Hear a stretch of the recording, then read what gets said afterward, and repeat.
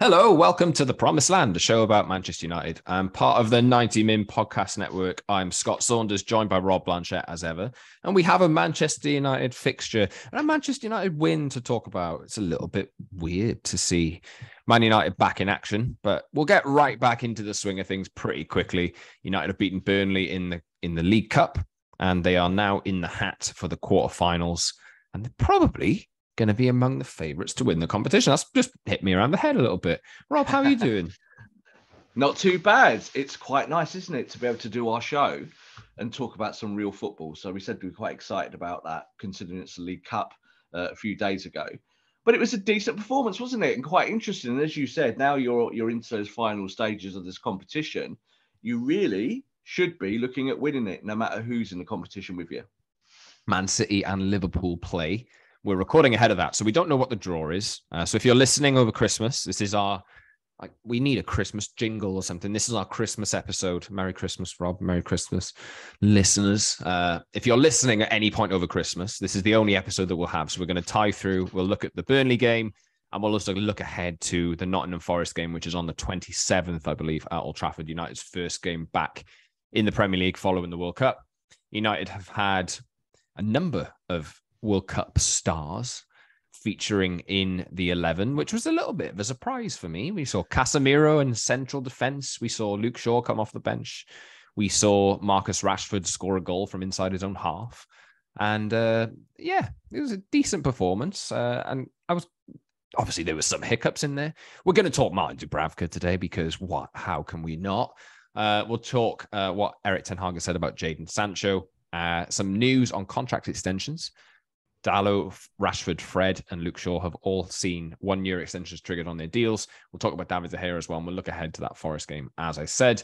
But yes, subscribe to our show, especially if you're listening for Christmas. Give us a Christmas present and subscribe to our show wherever you get your podcasts, on Apple, Google, Spotify, etc. And you can usually watch us twice a week on Tuesdays and Fridays, but because of the Christmas period, I think we're doing the next couple of Wednesdays, and then we'll be back to normal in the new year. So head over to the YouTube channel as well. Like, subscribe, join the community, and definitely subscribe there because it's Christmas and we need Christmas cheer and Christmas subscriptions. The link should be in the description of this episode if you're listening on an audio platform to that YouTube channel. And you can follow us on Twitter at _Scott Saunders, at _Rob_B, and at PromiselandMU for the show. What was your takeaways, Rob, on the Burnley game? Do you want to start with... There were a lot of positives, to be fair. There was, it was one of those games, isn't it? We've said before the match that Ten Hag, if we know anything about this coach now, is that he just goes strong all the time. That's how he thinks. Put my best team out there. And like you just said there was kind of some debate before, wasn't there, about whether the World Cup guys would be thrown straight back in. What would he do positionally? Would we see something very similar? I think before the game, I said we'll see that 4-1-5. We didn't really see that. It was a 4-2-3-1, and probably as rigid a 4-2-3-1 as we've seen for several weeks and months going back to before the World Cup. But overall, seeing that come, especially with Casemiro at centre-back, which I think was kind of a bit like of an eye-opener. What can he do from there? And he played very well. Overall, I think it was just a really nice, composed performance against a decent Burnley team. Again, people might just say, oh, it's only Burnley, or maybe Premier League heads who are not interested in Championship football. This is a really decent Burnley team. It really is. And I think they showed that in periods in the match. And I think Company is going to be a top-level manager. And this is his kind of first steps towards that. I think he's quite a talented coach, and people have worked behind the scenes are saying he's kind of got all the tools to do the job. So it was a challenge, but I think Ten Hag met it. And I think the players that came back from the World Cup played really well. I said before the game that I just wanted to be eased back in to club football after the World Cup because I wasn't ready yet. And that game was actually everything that I kind of hoped for. A little bit of a challenge because they're a good team. They'll probably get promoted this year, you'd think. They're playing good football. They got a few good players. They made their own chances. They should have scored at one point at least.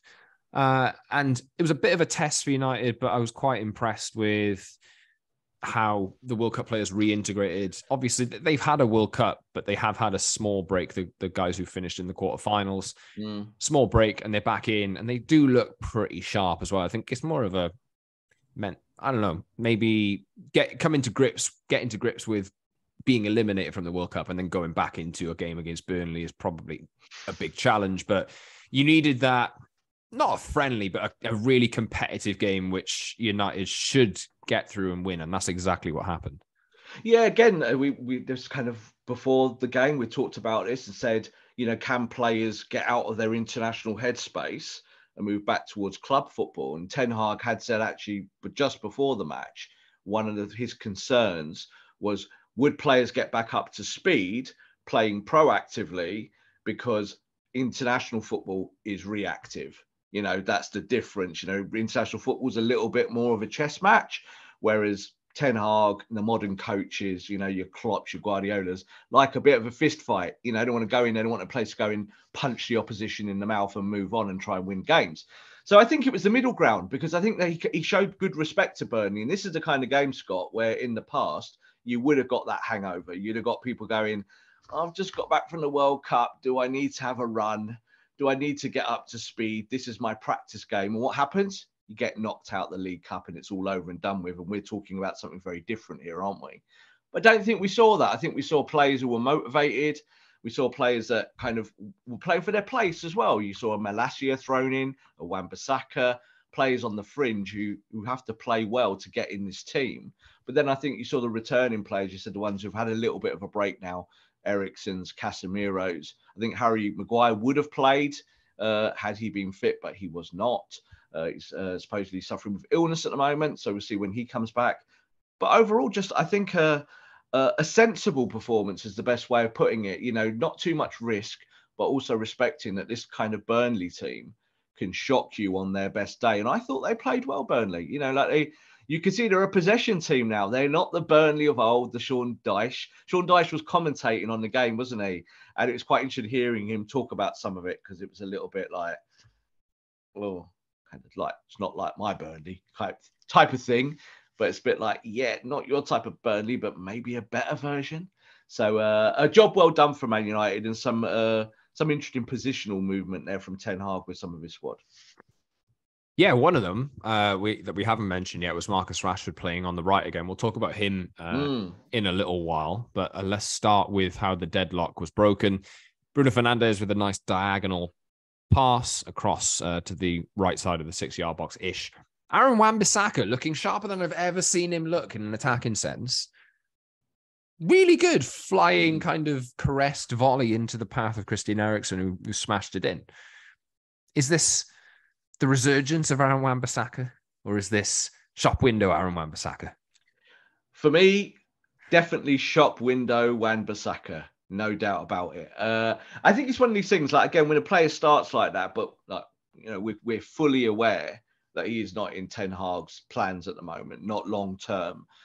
In the squad, obviously, to cover injuries, we don't really know where Delo is at the moment in terms of fitness. We expect him to be back sooner rather than later.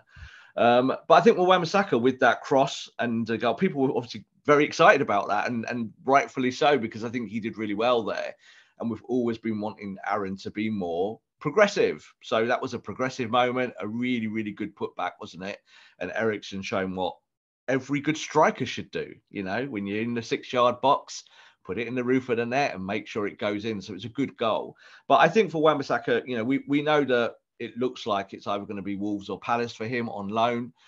United not seeking a full transfer, which is quite interesting again, because I think they might say to him, go out on loan and show us what you can do. And if you're ready to come back next year, we might use you. But the other side of the coin, of course, Scott, is that he goes to Palace, goes to Wolves, maybe even West Ham, plays well. What happens? The value goes up. Value. Yeah. Increases value, and he does a Lingard, so you go take him somewhere else. He proves that he's a Premier League footballer. He's of a really good standard, and then you can maybe find a market for him, or you can look at him and go, actually, maybe we could use him going forward. So that would maybe help United's wide conundrum, but I think we all still feel that Aaron Wan-Bissaka's got a long way to go before he's a starter at Manchester United. You mentioned Lingard there. He should be. I think he actually scored for Nottingham Forest last night as well. He will be back at Old Trafford on the 27th with Forest when United play Forest. hopefully, if that does happen, Aaron Wan-Bissaka goes out on loan only. As you mentioned there, Wolves, Crystal Palace, I think, have come in, which is always where I kind of expected him to go. But we'll see what happens there. It could even happen early in January. But there's a few interesting clubs in the Premier League. Let's just hope Man United this time don't do what they did with Lingard before and see him kill it at West Ham, for example, and then he comes back and they bench him for a season and lose him on a free. Let's hope that doesn't happen. And that's the problem, isn't it? Like I think that, again, this was the whole thing with Lingard, is that you did that to create a market for him. And my God, did he create a market for himself? You know, he's probably the best attacking midfielder in the league for that period at West Ham. And you bring him back and what do you do? Nothing. He sits on the bench, does nothing, then you have to lose him. So that's just bad business, I think. I get why they wanted to keep him around. And I think with Wambersacker, the preference will be to sell and to play and buy someone else to help with that position on the right-hand side. But I think also the side of it is this, guy, is that if you paid 50 million for a player, which is what you paid for Aaron Wan-Bissaka, you've got to try and recoup before you let him go. Because I'm sure someone would have taken him for 15 million in this next window. But do you really want to lose 35 million on a player? It doesn't look good for the books, does it? So you've got to try and create a market. And even if he becomes a 25 million pound player, again, something around that, that's better. That extra 10 million pound. When you're talking in modern day with COVID, post-COVID, and how we manage finance and business, every business wants to maximize those kind of things. So I don't think United will be giving Aaron Wambersacker away for free. Yeah, I mean, like, I'm looking at that now, and I think there's probably a sense with it. Ten Hag, I don't know if you saw these comments, but he said before the game that even he was surprised at just how bad it was. And I don't know whether maybe he'll look through the lens of get me whatever I can for a player like that. Even if he costs 50 million, we'll write it off against this was a time where the club operated in the worst possible way. There's definitely a narrative being created from Ten Hag. And I'm not saying he's lying, because I think he's actually telling completely the truth. But he's chosen the timing to talk about the previous regime now. So at the start, didn't want to talk about any of it. This is my Man United. This is what I'm going to do. All the players have got the perfect opportunity, blah, blah, blah, blah, blah. The last few days, we're hearing a lot more from what I call the centre of Manchester United, like the kind of the bit that we want to listen to. And Ten Hag is part of that, obviously, being the manager. And he's really kind of pumping it out there that this club was dishwater when I turned up. Everything was broken. And like, we knew that as fans and journos, we know the club, we know what was going on. Everyone was obviously really upset with it, and you could see with the results and the performances. But I think Wambersacker is a kind of epitome, isn't he, of someone who was a starter before, but we always said, well, when Ten Hag turns up, he's not going to be started. It's a bit like Ronaldo. We said at the time when, well, all these things that people love about Cristiano's not going to start for this manager. This manager's not going to have it. So I think this is he's chosen to speak about all this now because we are now in this post-Ronaldo world. So now Ronaldo is gone, and he's kind of hinting about what was happening before and talking about it a little bit more and being a little bit more expansive, where he was completely like, I do not want to talk about this before. Now he's a little bit like, well, we're Brentford, he hammered the players. This is coming from well-known sources. And at the time, it wasn't like that. It was like, oh, we'll fix it. Don't worry. It's a blip. It's a terrible blip. But, supposedly he went completely nuclear on the players after that in the dressing room and back at Carrington. So it's good to hear these things now, because I think it's trying to piece the story together. And players like Wambersacker, I think, again, there's a Solskjaer period and the Solskjaer period that failed. And you can see that this manager absolutely wants to kind of wash his hands of a lot of that stuff and just create his own thing. For Harry Maguire in that boat as well, actually.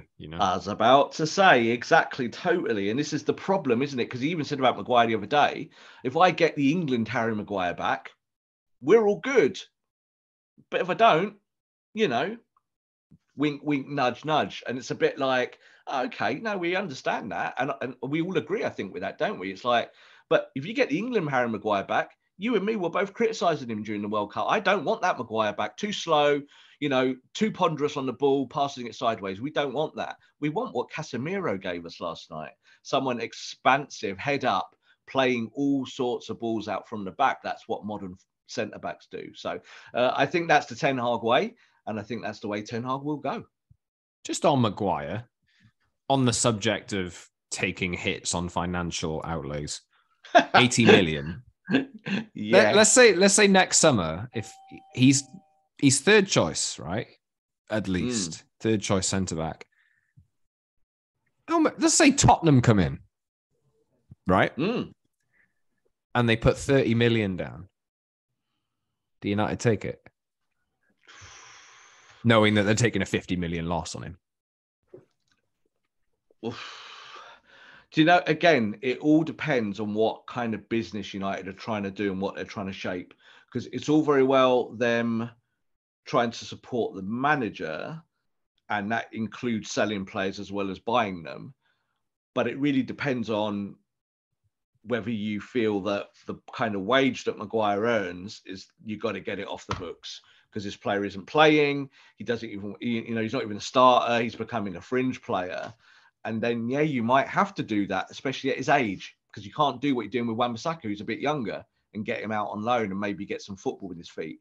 30 million from Tottenham, I don't know. I think it would be more likely. I think it would be more likely 30 million from Leicester, or 30 million from Wolves, or 30 million from a mid-table team who are aspiring to step up, a Crystal Palace type team. Oh no, I reckon if let's say Conte stayed at Spurs and he wants to play a back three, I think he could fit in. I've been speaking to Spurs fans the last few days as well, and they were like, yeah, if he could fit into the system, but he can't run, Scott. He'd have that cover behind him is my argument in a three, playing that England style. Because he plays well for England in a free does not mean he'll play well in the Premier League in a free. So this is the thing I was just saying about. He did for Leicester. Yeah, but he did for Leicester when it's like 5 years ago. It's like it's players can age dramatically, and I think the thing is with Maguire is that, and this has happened at United consistently over the last 10 years. What have they done? They've taken a good player and made them worse. Yeah, through the coaching, through the issues at the football club. And I think Maguire has fallen into that. Maguire went from being quite a confident centre-back, knowing his strengths and weaknesses and playing to them, dribbling with the ball, pushing forward, being that kind of strange kind of centre-back that can look like he's an attacking midfielder at times when he's on the edge of the box. You go, wow, look at that guy. That's not Harry Maguire today. So I don't think that the manager of Tottenham Hotspur is going to go, well, I've got Eric Dyer at the moment, and my upgrade on that is Harry Maguire with him on the left-hand side. No. You need athleticism. I'm speaking hypothetically. I know you are. And you're trying to sell him and find a market for him. And I love Harry Maguire. I'm not trying to do that. I think I think the captain's marketplace, unfortunately, if he leaves Man United, we are seeing what the top teams want to do at centre-back, and it isn't Harry Maguire, and it isn't Victor Lindelof. So, even last night, you could see Lindelof last night. He's okay, but he's always got a mistake in him, and he's always slow, and he plays terrible passes out from the back sometimes. He can pass it, but you need consistency, don't you? So I think that's it with the Chuckle brothers, with both of them. I think they're in that situation, that scenario of their style of play. But I think they would do okay at a mid-table team like a Wolves or even, unfortunately, Leicester, who are now have trended that way over time. And I can see him go back to Leicester. The boy returning, 30, 35 million. I'm going to take Leicester to the promised land, nicking our podcast title. And then they get in the top four. And what does everyone say? Harry Maguire was actually quite good. He got Leicester in the top four. He could probably help them do that. Don't know, Scott, if he can help us anymore. That's how I feel about it. I don't care how many World Cups he plays well at. It's just not the same as the Premier League. You call them the Chuckle Brothers. That's Chuckle Brothers Volume 2. Chuckle Brothers weren't Lindelof and Maguire. They used to be Phil Jones and Chris Smalling. But yeah. It's a trademark of Manchester United centre-backs. And it's like whoever at the time wants the title can take the title. Chuckle Vision. If you're too young for Chuckle Vision, go back and check it out. Google it. Google it. I grew up on that. Yes. Anyway, let's talk about.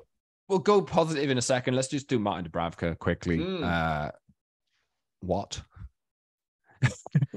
Yeah. What? Like we said, but again, we chatted before about team lineups, and we were like, "Oh, Dubravka won't play because Dubravka is really bad." And then Dubravka plays and was really bad. So I think you see here a player on his way out. Whether Dubravka will ever play for Man United again, we have to keep these fingers crossed. People who are listening on Spotify, I have my fingers crossed on camera here that David De Gea does not get injured. Because I do think that Dubravka, if he ends up coming in the league at any point soon, Man United will lose games because of him. He's that bad. He's not Premier League standard now. So decent to bring in, I think, at the time as a kind of quick number two, just because you needed to do something like that. But I think as quick as he came, he should be gone now. I don't think that we saw last night on the deck and in the air that punch he did. We tried to punch it and completely missed it, and they nearly scored. And then the pass back rolls over his foot and nearly goes in the goal. That would have been 2 goals down to him, and that would have been the difference in the game, wouldn't it? Kind of ended up with a penalty shootout or something like that. That would have been a nightmare for Ten Hag. But yeah, we don't want to talk too much about Mike Dubravka. Let's just hope he gets out the door as quick as possible. He's on loan till the end of the season. United have decisions to make on goalkeepers. We'll talk about that a little bit later, but let's go to the positives. Well, one positive for now. Marcus Rashford, you talked about Victor Lindelof being slow. Marcus Rashford is not slow at the moment. He scored probably one of his best United goals. Picking the ball up in midway in his own half, actually, and throwing back to like a Ryan Giggs against Aston Villa, kind of dribble through the pitch and on the other side, of course, and then beat one defender or maybe with 2 defenders with a kind of little shuffle and fired it bottom corner on the opposite side. A nice goal, looking sharp, played on the right as well. Now, obviously, Anthony came on and played on the right later on. But like we've said on this podcast, United have a lot of options on the left. So, I mean, Rashford, Garnacho is probably more of a left-sided player. Marcus Rashford can play in other positions, is what I'm trying to say, whereas Garnacho is very much a left-sided attacker. So what did you make of Rashi? I think Rashford is trending in the right direction. And I think we're seeing this kind of renaissance of the player for all the right reasons. This is, again, we talk about the former regime at Man United under Ole Gunnar Solskjaer, and lots of that being wiped out from memory now by this manager. But one player who is not suffering from that and is going the right direction, of course, is Marcus Rashford. So, yeah, we all believe that he doesn't play as well on the right-hand side, and he doesn't. He is definitely better from the left. But that goal showed, I think, more about the philosophy of this team than it does just about Marcus, because that counter press of winning the ball back on the halfway line and getting going like that, and only having one idea, which is go to the box. That's modern football. That's what you do. Like what we saw with that goal, I think that was one of the goals of the season, not just for United, but anywhere across the world and across the league. That was pure Mbappe light. Yeah, if Mbappe does that at a World Cup or for PSG, it's on socials for weeks. Look at this goal. He skins the defence. And what I really liked, because during the game I was shouting at him to pass it, it's like, pass the ball, play a 1-2, get in, get in behind. He runs the play, he runs the defence, but I don't know if you saw it. He does a little trick just before he gets towards the box. Just a little shuffle, like 1-2 with his feet, opens the space up for himself. And as soon as it works, he goes bottom corner, bang, bottom corner, goal. And that's what you want. And this is why when we talk about forwards, we don't talk about nines anymore. We actually talk about that front three or front four. How do you do it? How does it work? So Marcus Rashford is going to play a lot of games through the centre, on the left and on the right this year. He's going to be that one player that does move around. But you're right, Garnacho can give you that on the left. He started the game. And you saw Anthony come back. So I was quite pleased again to see Anthony get minutes, because we weren't quite sure whether he would play at all or whether he'd be present. So all those World Cup lads look zoned in. And that's a really, really good position to be in, especially with the restart of the Premier League. Jadon Sancho is obviously still not a part of this team. I'm sure if you're listening to this, you've seen Erik ten Hag's post-match reaction to a question on Jadon Sancho.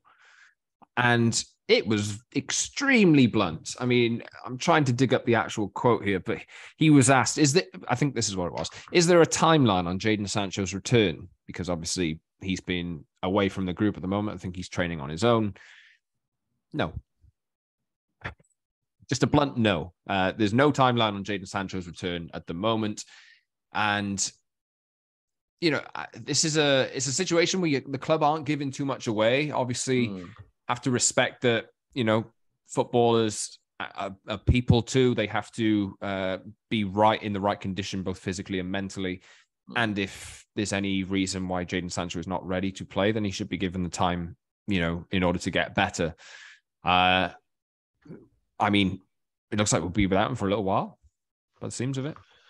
I think so. And I think that, again, this is from the manager's point of view, from how Ten Hag views it, this is his kind of trying to give Sancho the best possible chance.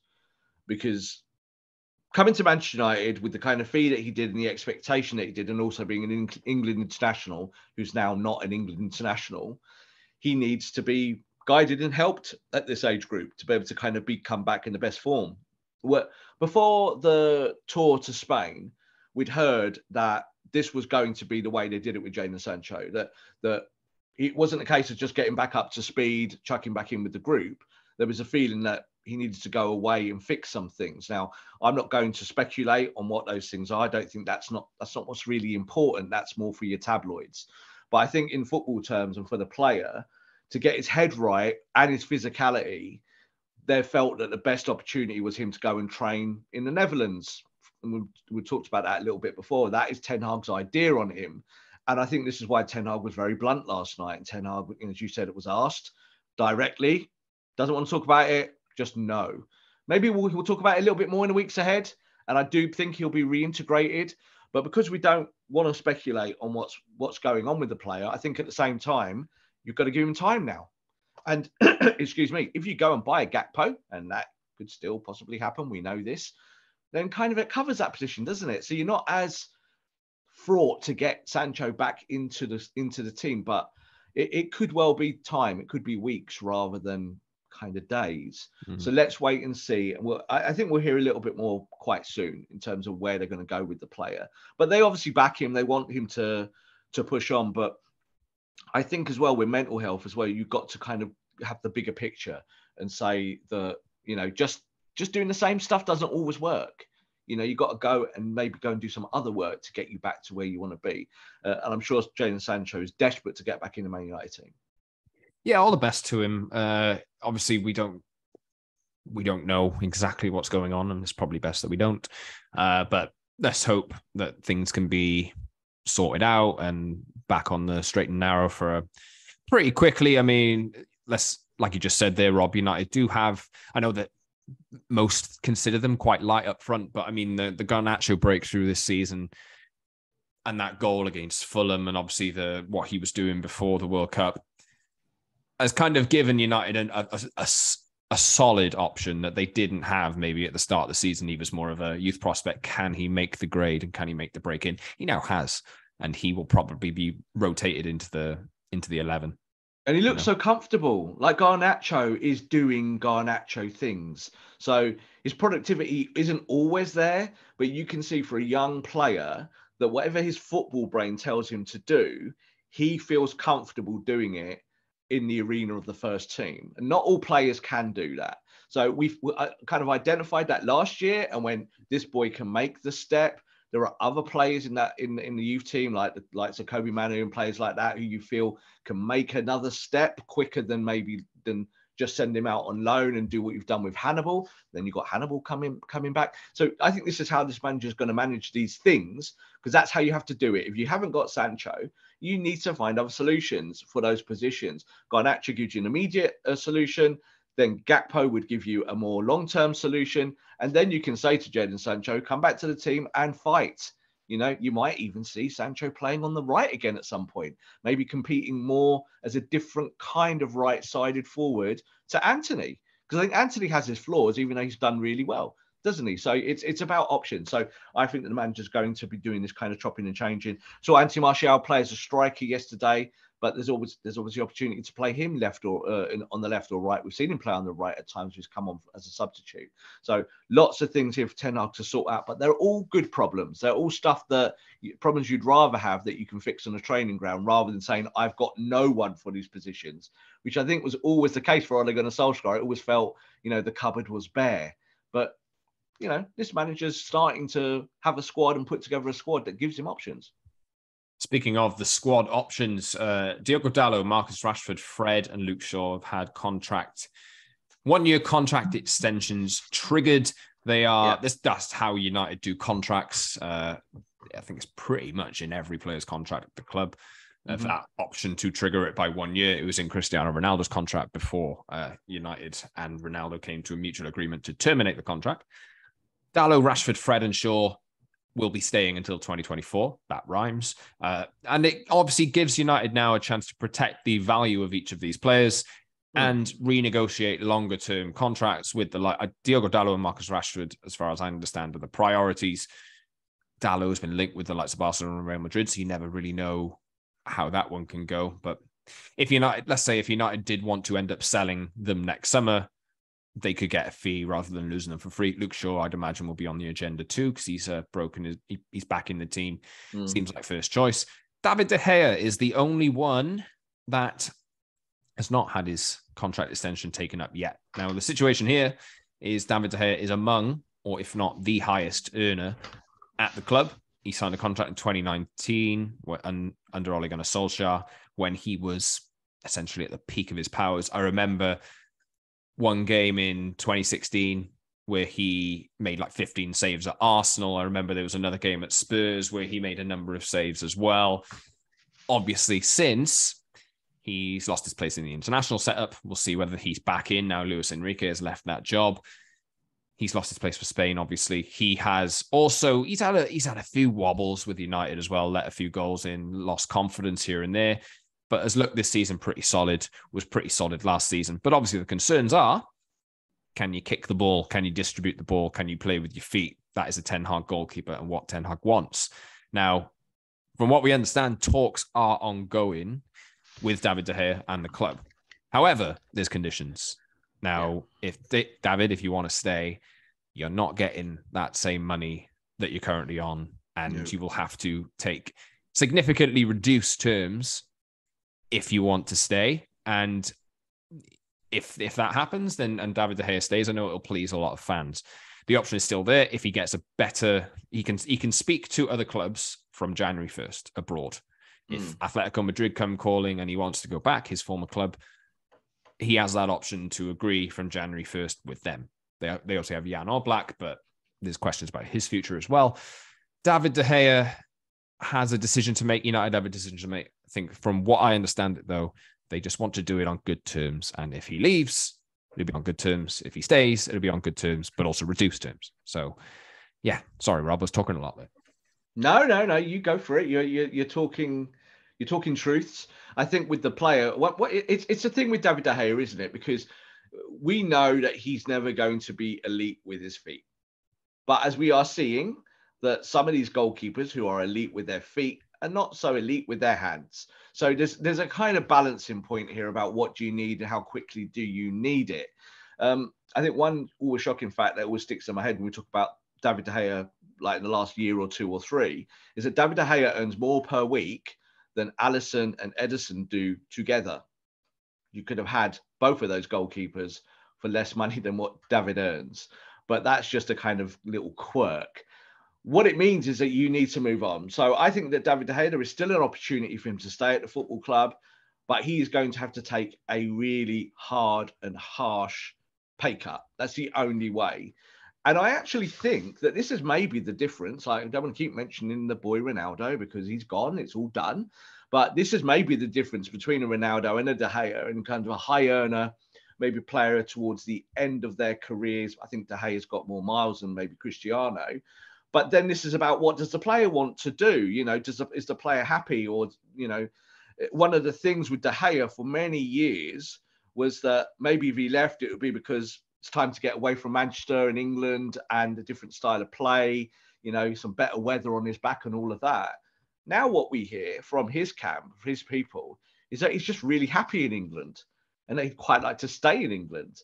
And it wouldn't be surprising if he actually ends up at an English club. I don't think United want that at all. I don't think United would want to see a legend, because he is a legend. He's multiple player of the year, isn't he? And he's done well, and he's a former Premier League winner, even though it was just that one time a long, long time ago.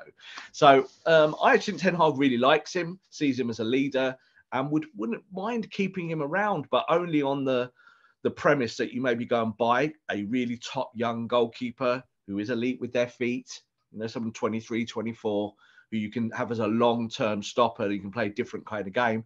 And maybe De Gea stays as a statesman on the bench, and maybe he just plays now and then, plays the League Cup, plays the European games, stuff like that. You've got that opportunity to do that. So let's wait and see. Let's see what De Gea wants to do. I know all players want to play, but I also think their happiness off the pitch is really important. And De Gea seems to be really, really happy in England, very happy in Manchester. So that's going to play a lot into this in terms of negotiations, because I think United would be happy to keep him, but certainly not on the kind of 350 grand a week that he currently takes. That's a heinous wage for a goalkeeper that doesn't quite do all the things that you need him to do. Yeah.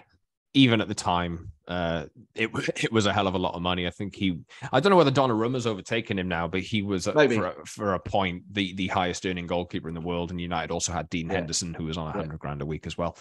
Spending that much money on goalkeepers is insane. So yeah, David De Gea, we'll see how that. I think that one's going to be worked out quite slowly. I think. Yeah, this is my presumption. It's going to be worked out quite slowly, but like you said there, Rob, De Gea could remain number one next season if he's on these reduced terms, but it could be that United down the line look to long-term replace him, because he's now wrong side of 30, I think, but obviously goalkeepers can go on for a long, long time nowadays. We'll see what happens. Yeah, I think an economics comes into play here. This is how it goes now. It's just what it is, even though fans don't want to look at it like that, and they shouldn't have to look at it like that.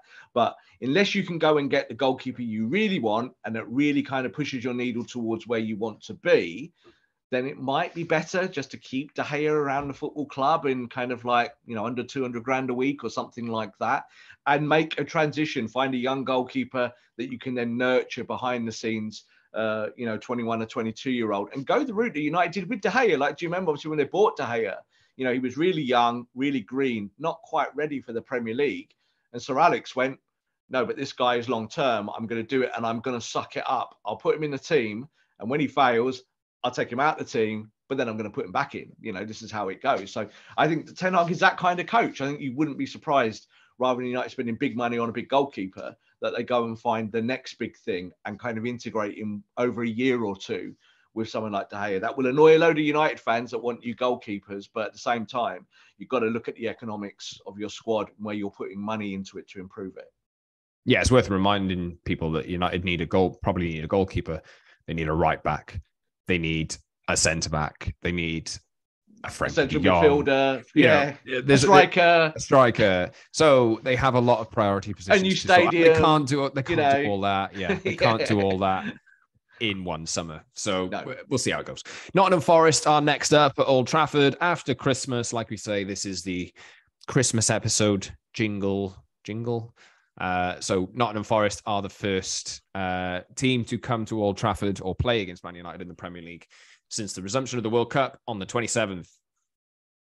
This one no, I'm not going to do that. United are expected to win this one. However, you don't know because of the break, right? Well, is it going to be a forest fire at Old Trafford? God. It's it's just how it goes, isn't it? I'm more interested now. The other day we were talking about Jesse Lingard. Obviously, that's a kind of talking point around this match. I wonder who Julie Roberts is going to be supporting on the day. She's going to be supporting her mate Jesse, who she's obviously been communicating with on socials, and that's been quite public, or the football club of her dreams, which is Manchester United. So, there's that, but that's going to be a little narrative around the football match. But being more serious, it's one of these things with Forest, isn't it? They've got nothing to lose. They've had it's bad. They've had a bad first, Senyon back into the Premier League. It's not worked. They bought 26 players. They look worse than they did when they didn't have those 26 players. But of course, on any given day, someone can come and punch you in the mouth in the Premier League and hurt you. And it looks like with Forest, there's just one or two bits starting to click. And Lingard, I think, is part of that. So if they can get any version of Jesse Lingard back, who looks like a serious footballer again, then good luck to them. It could work for them. But you got to remember Lingard as well, out of contract at the end of this season. So now he's for the next 6 months playing for that next deal. So let's see what happens. I don't think that he wants to stay at Nottingham Forest. I don't think he ever wanted to go to Nottingham Forest, but he went there because it's good money and it was a platform. Let's see what he can do. I think he would love to come back to Old Trafford and steal all the headlines. Yeah, you mentioned Forest. They're not being, obviously they haven't had a great season so far. They signed 26 players. They did have a few players at the World Cup, but maybe these are one of those teams that will benefit from having only a few players at the World Cup, and Steve Cooper can work with this group of players for a month, 5 weeks, in order to instill an identity in them. And maybe we'll see that at Old Trafford. I think it's interesting with Steve Cooper because he's become a much lauded manager, especially what he did with Forest last year. And he's got the background of obviously working with the FA and one thing or another. And I would say most managers, when they sign 26 players, that if they end up looking like relegation fodder weeks later, months later, even though you need time to make it all gel and make it work, you might just lose your job. And he seems to be one manager that's not a risk. And he signed a new contract recently. So he's not going anywhere. And that's probably a shrewd move in terms of Forest's long-term project. But you're right. I think that he's now had time to work with these 26 new players. It sounds ridiculous even when you say it out loud.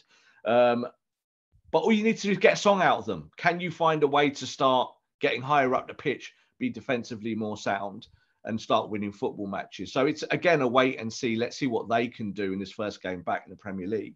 A little bit of a danger, but I do feel a little bit more assured with Ten Hag and how Ten Hag respects opponents, because I think that's key. I think he will look at Forest and he won't think Forest are terrible. He'll think Brentford. He'll think, if you take an opponent lightly, you might go get smashed. Now, Forest shouldn't score lots of goals at Old Trafford, but they can still beat you 1-0, 2-1, whatever. So I think that Ten Hag will make sure that our boys are ready for this challenge, even though maybe even football fans, I've heard like United fans go, no, it's just Forest. Forest, late night TV, first game back, Old Trafford, bright lights, anything can happen. But I think that United hopefully should have too much if we can keep everyone fit and ready for this game. Yes, that is on the 27th, United's first game back in the Premier League after Christmas and after the World Cup. Speaking of the holidays, happy holidays to you, listener. Happy holidays to you, Rob, as well. We're going to wrap up there and we'll be back after the Forest game to see how United are shaping up going into the resumption of the Premier League season with one Premier League game behind them. You can subscribe to our show wherever you get your pods, on all the regular podcast platforms, and watch us on YouTube as well. Head over to the channel, like, subscribe, join the community, and leave a comment. And follow us on Twitter too, @_Scott Saunders, @_Rob_B, and @PromiselandMU for the show. Thanks again, Rob. Have a great holiday season. And so to you too, listener, have a great holiday season. And Rob, any final thoughts? No, I would just like to say also Merry Christmas to our audience. Obviously, now we'll be taking a little short break. Won't be gone too long over the festive period. But just want to thank everyone that's kind of supported the podcast. Lots of people do listen on Spotify and through the website and one thing or another. Obviously, we're growing this on YouTube. So like you always say, Scott, please subscribe and also please share on your socials and one thing or another, because that's how we grow this. And if you enjoy it, tell your other Man United friends, people that you go to games with and watch games with, whether you are from far abroad in distant lands or whether you're from Manchester or London or any part of the UK. Just really like to thank you again for all your support and have a Merry Crimbo. Thanks very much, everyone. We'll see you very soon with another Promised Land episode.